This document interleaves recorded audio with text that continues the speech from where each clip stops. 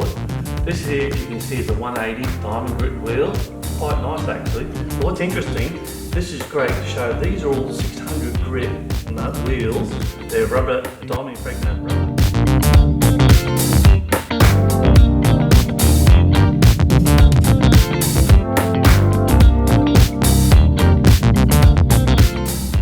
It's got a good little rub and down wheel here. This is 180 grit and it's a very good condition to work with.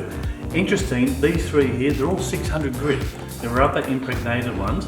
You can see this is 2 to 3 months old. This is well worn, this is nearly at the end of the day. But it shows you the difference with how you can rub down too much. This one here, you wouldn't use for shaping or polishing, shot polishing in an opal.